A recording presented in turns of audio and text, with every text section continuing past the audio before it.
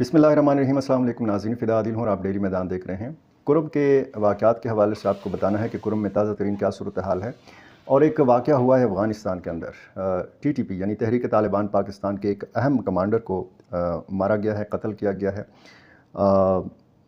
मौलवी शाहिद उमर बाजोड़ी के नाम से ये मशहूर थे और ये हमला हुआ है पक्तिका में, कुनड़ में ये वाक़या हुआ है। और इनके जो करीबी 3 साथी हैं, अदनान, खाकसार और तारिक, ये भी मारे गए हैं। इस वाक़ये का नतीजा क्या होगा, इसके नताइज क्या होंगे, काबुल और इस्लामाबाद के जो ताल्लुकात की नोयत है, इस वाक़ये के इन ताल्लुकात के ऊपर क्या असरात पड़ेंगे, आज की वीडियो में हम इस पर बात करेंगे। डेली मैदान का ये यूट्यूब चैनल अगर आपने सब्सक्राइब नहीं किया, हमारा फेसबुक पेज अगर आपने फॉलो नहीं किया तो ये कर लीजिए और अपनी राय से ज़रूर नवाजते रहिए। पाकिस्तान के जो तालिबान हैं, तहरीक तालिबान, इनके साबिक तर्जुमान एहसानुल्लाह एहसान ने भी इस वाक़ये की तस्दीक की है। कुछ पाकिस्तानी ज़राए ने भी ये कहा है। अफ़गान हुकूमत अलबत्ता खामोश है इस वाक़ये पर। और ये शाहिद उमर बाजोड़ी जो हैं, ये इनका असल नाम रहीमुल्लाह था। ये शाहिद उमर बाजोड़ी के नाम से मशहूर थे और इनके सर की कीमत हुकूमत पाकिस्तान ने 1 करोड़ रुपए मुकर्रर की थी। इनके हवाले से ये बताया गया है कि ये एक सीनियर कमांडर थे TTP के, अफ़गानिस्तान में मुकीम थे और ये वहाँ पे क़ैद भी गुजार चुके हैं। 8 साल तक बाग्राम की जेल में ये कैद रहे हैं। और जब अफ़गान तालिबान ने कंट्रोल संभाल लिया था अफ़गानिस्तान का, तो आपको पता है अफ़गान तालिबान ने आम माफ़ी का ऐलान किया था और जेलों के दरवाज़े खोल दिए गए थे। तो ये भी शाहिद उमर बाजोड़ी भी रिहा हो गए थे और उनके करीबी दीगर साथी जो हैं, इनको भी रिहाई मिल गई थी। ये जनाब वाक़या जो है, इस तनाजुर में इसकी अहमियत है कि पाकिस्तान का ये इल्ज़ाम है कि TTP की क़यादत अफ़गानिस्तान में मौजूद है। TTP जो हमले करती है पाकिस्तान के अंदर, उसकी उन हमलों की मनसूबाबंदी अफ़गानिस्तान की सरज़मीन के ऊपर हो रहे हैं। वहाँ से सरहद पार से दरअंदाज़ी भी होती है, झड़पें भी होती हैं पाक अफ़गान सरहद के ऊपर। और अफ़गान तालिबान ने बारहा पाकिस्तानी इन इल्ज़ामात की या दावों की हमेशा तरदीद की है। और हमने ये देखा है कि बार बार अफ़गान हुकूमत ये कहती है कि हमारी तरफ से कोई इजाज़त नहीं है किसी भी तंजीम को कि अफ़गान सरज़मीन को किसी भी दूसरे मुल्क के ख़िलाफ़ इस्तेमाल किया जाए। ये कोई पहला वाक़या नहीं है कि TTP के लोग जो हैं ये मारे जाते हों, अफ़गानिस्तान में मारे गए हों। तकरीबन 1.25 साल पहले एक कमांडर जो पाकिस्तान को इंतहाई मतलूब अफराद की फ़हरिस्त में जिनका नाम शामिल था, बादशाह खान, इनको पख्तीका सूबे में मारा गया था। इसी तरह तकरीबन 11 महीने पहले कुनड़ में एक वाक़या हुआ था जिसमें अब्दुल मनान उर्फ़ हकीमुल्लाह को कत्ल किया गया था। इसी तरह अगस्त 2022 में अब्दुल वली उर्फ़ उमर खालिद खुरासानी को कत्ल किया गया था। उनके दामाद और 2 और करीबी साथियों समेत जो साथी करीबी मारे गए थे, वो एक मुफ्ती हसन और हाफिज़ दौलत के नाम से ये बताया गया था ख़बरों में। माफ़ कीजिएगा। अब्दुल वली उर्फ़ उमर खालिद खुरासानी का जो वाक़या था, इसने ज़ाहिर है कि एक मुज़ाकराती अमल इस वाक़ये के बाद सबोताश हो गया था। रियासत पाकिस्तान और TTP के मुज़ाकरात हो रहे थे उन दिनों में जब ये वाक़या हुआ था। वज़ीर-ए-आज़म थे पाकिस्तान के इमरान खान, आर्मी चीफ़ थे जनरल कमर जावेद बाजवा और कोर कमांडर पेशावर थे जनरल फैज़ हमीद। और ये जब ISI के चीफ़ थे तो वहाँ से ये सिलसिला शुरू हुआ था और मुतअद्दिद अदवार हुए थे TTP और पाकिस्तान के माबैन मुज़ाकरात में। इन मुज़ाकरात की मेज़बानी अफ़गान तालिबान ने की थी।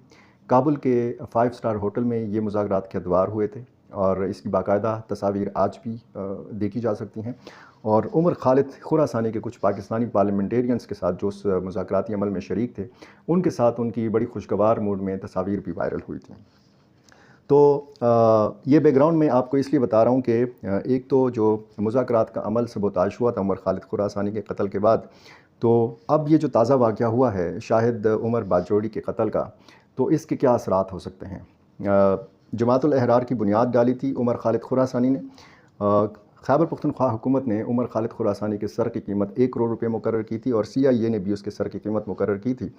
हरकतुल मुजाहिदीन से इनका बुनियादी ताल्लुक़ था और 2007 में जब TTP बनी तो उमर खालिद खुरासानी TTP के बानियों में शुमार होते थे। 2013 तक TTP के साथ रहे اس کے بعد جب حکیم اللہ محسود یہ ٹی ٹی پی کے امیر تھے، یہ جب امریکی ڈرون حملے میں مارے گئے تو اس کے بعد ٹی ٹی پی کی سربراہی یا ٹی ٹی پی کی امارت کے حوالے سے اختلافات پیدا ہو گئے۔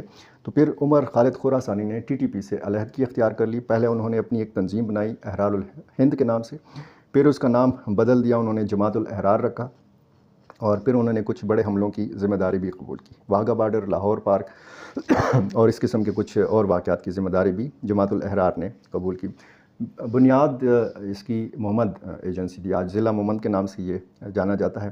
2014 میں جب آرمی پبلک اسکول پشاور کا واقعہ ہوا اور اس کے بعد کارروائیوں کا سلسلہ تیز ہوا حکومت پاکستان کی طرف سے، پاکستانی فوج کی طرف سے، تو ٹی ٹی پی کے بیشتر لوگ جو تھے وہ افغانستان چلے گئے، اور یہ بھی جو ہے ادھر چلے گئے عمر خالد خراسانی۔ 2020 میں مفتی نور ولی محسود جو آج بھی سربراہ ہیں ٹی ٹی پی کے، یہ 2020 میں ٹی ٹی پی کے امیر بنے، اور عمر خالد خراسانی کو انہوں نے واپس لانے کی کوشش کی۔ کچھ دیگر تنظیموں کو بھی انہوں نے ساتھ ملایا، ایک اتحاد بنایا، اور درجنوں ایسے گروپس ہیں چھوٹے بڑے کہ آج جو ٹی ٹی پی کا حصہ ہیں، اور جماعت الاحرار اس طریقے سے پھر ٹی ٹی پی میں ضم ہو گئی۔ Umar Khalid Khurasani T T P کی مذاکراتی ٹیم کے ایک اہم رکن تھے، اور یہ سلسلہ بھی جاری تھا کہ ان کی گاڑی جو ہے یہ ضلع برمل پکتیکا میں اگست 2022 میں ایک آئی ای ڈی دھماکے کے ذریعے اڑائی گئی۔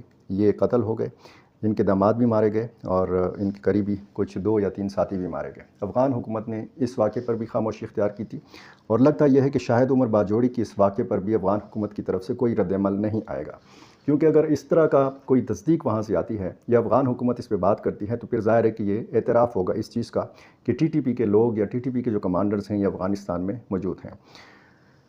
اب کیا اس واقعے کے اثرات ہو سکتے ہیں؟ ظاہر ہے کہ اس واقعے کے اثرات جو ہیں یہ پڑیں گے۔ افغانستان بار بار تردید کرتا ہے، افغانستان کی حکومت بار بار پاکستانی دعووں کی تردید کرتی رہی ہے، اور پاکستان بار بار یہ کہتا رہا ہے کہ ہم نے متعدد وارداتوں کے شواہد بھی کابل کے ساتھ شیئر کیے ہیں، افغان حکومت کے ساتھ شیئر کیے ہیں، اور افغان سرزمین جو ہے پاکستان کے خلاف استعمال ہو رہی ہے۔ پاکستان کی نگران حکومت ہو، پاکستان کی عسکری قیادت ہو، یا پاکستان کا دفتر خارجہ ہو، پاکستان کی سیاسی قیادت ہو، سب کا یہ کہنا ہے، سب کا یہ الزام ہے کہ یہ جو ٹی ٹی پی کے لوگ ہیں یہ افغان طالبان کے زیر اثر ہیں، اور یہ افغانستان میں موجود ہیں۔ ان کی ساری پلاننگ جو ہے یہ افغانستان میں ہوتی ہے۔ باقاعدہ افغان ناظم الامور جو ہیں، جو اسلام آباد میں ہوتے ہیں، ان کا ایک انٹرویو سامنے آیا تھا جس میں انہوں نے کہا تھا کہ جو مشرقی صوبے ہیں افغانستان کے، یہاں پر کنٹرول کم ہے کابل کی انتظامیہ کا۔ تو یہ ایک اعترافی بیان تھا کہ اگر کوئی تنظیم اس طرح کی ہو سکتی ہے، کچھ لوگ ہو سکتے ہیں جو حملہ کرتے ہوں، سرحد پار کرتے ہوں، لیکن یہ پالیسی نہیں ہے افغان حکومت کی، افغان طالبان کی۔ اس میں افغان جو مختلف وزراء ہیں یہ بار بار کہتے رہے ہیں کہ ہم پاکستان کے ساتھ اچھے تعلقات رکھنا چاہتے ہیں، لیکن پاکستان جو ہے اپنی ناکامیوں کا ملبہ ہمیشہ افغانستان کے اوپر ڈالتا ہے۔ ہونا یہ چاہیے کہ پاکستان اپنی سرحد کو محفوظ بنائے، اور پاکستان اپنے اندرونی معاملات کو بہتر بنائے، بجائے اس کے کہ وہ افغانستان کے اوپر الزامات لگائے۔ لیکن جب اس طرح کی وارداتیں ہوتی ہیں تو ظاہر ہے کہ پھر ایک سبکی کی صورتحال پیدا ہوتی ہے افغان طالبان کے لیے۔